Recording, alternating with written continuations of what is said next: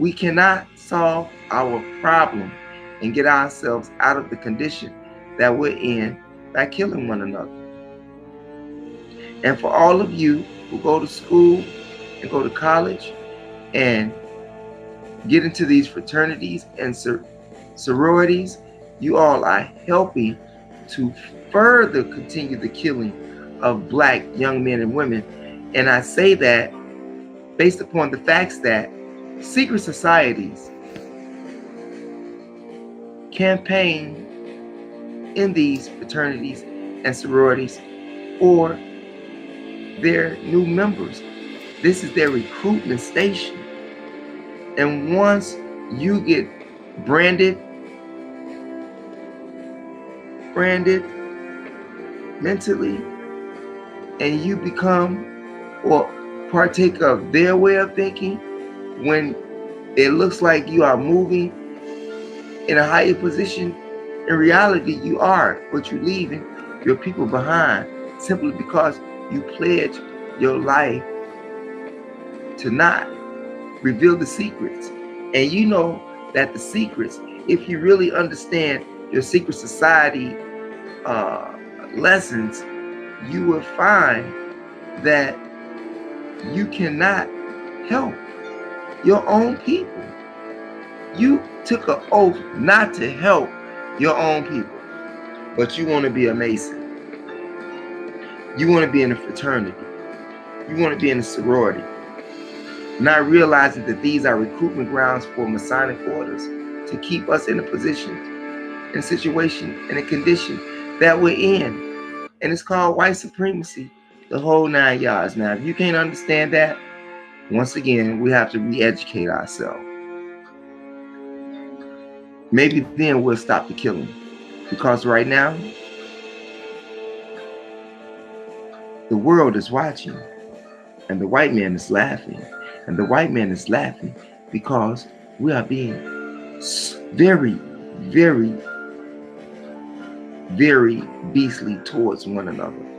In fact, the white man, slave master, used to make Black people fight each other.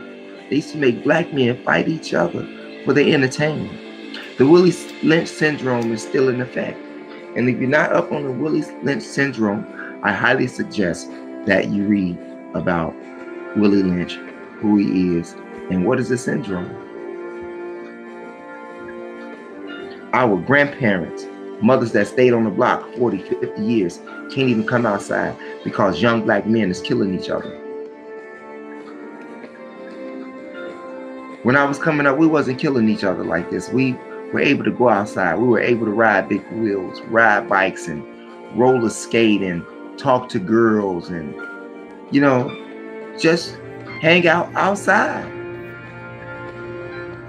Now it's unsafe to go outside in our own neighborhoods where we stay at. That's like living in prison. They got us living in prison, and we help keep ourselves in prison by perpetuating the heinous acts that we do or commit upon each other. But we won't do it to the enemy. We would die for shoes, clothes, die for set tripping and all of that, but we won't die to get ourselves out of the condition that we're in. It's sad. Where are we going to leave the children? What are you going to tell your kid? You can't. How many times do you get tired of telling your kids you can't go outside?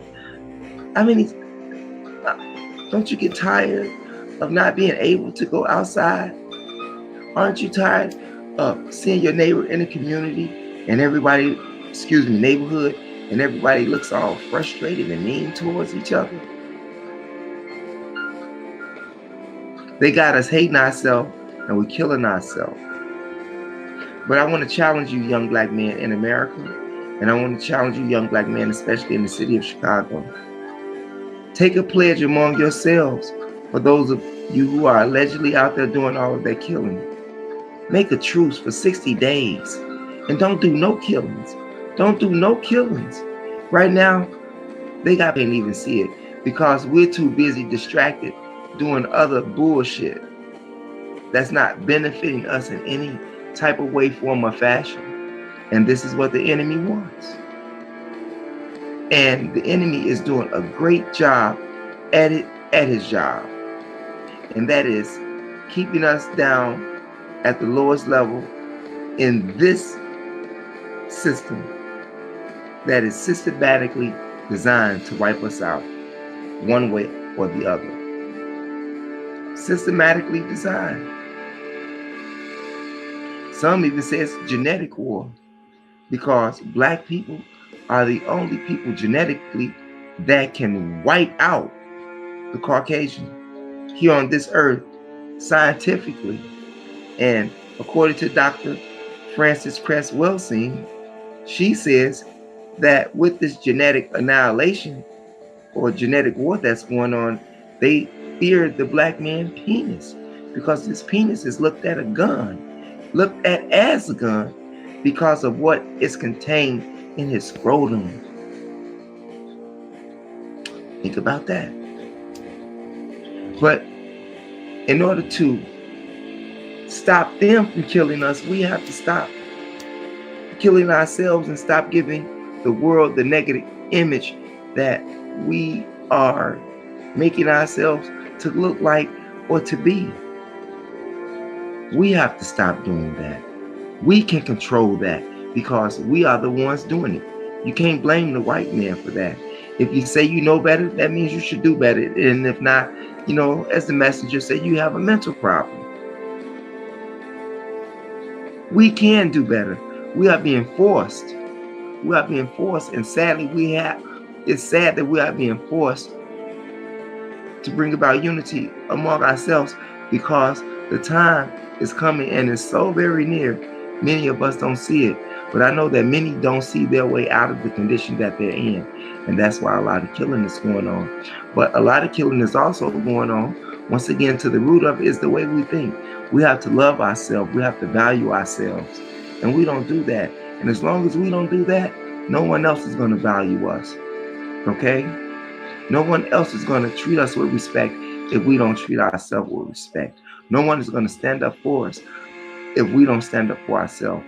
And we can screw all of these black leaders and everything because they took a pledge. They took an oath to keep you blind.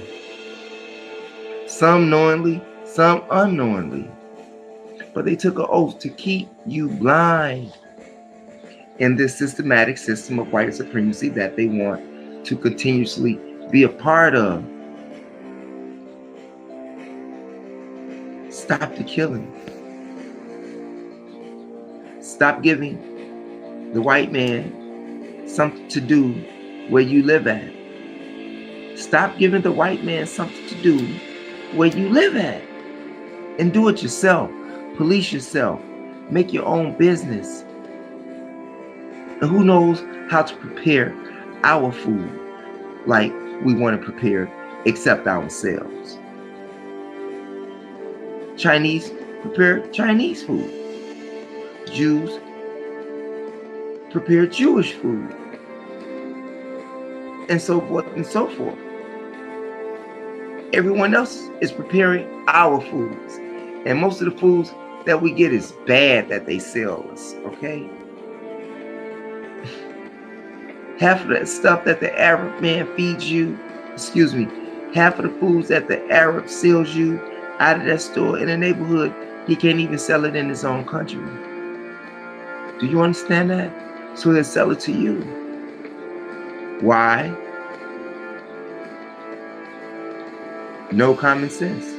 Not only are they killing us physically, they're killing us economically, socially, politically.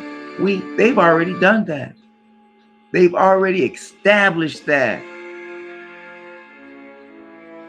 And in order to stop the killing, we have to pull ourselves out of this condition, but the killing has got to stop first. Black people have been the victims of the real criminals and have become criminals themselves and are doing the job for the enemy as he sits back and does whatever the elite white people do besides laugh and call you a nigga.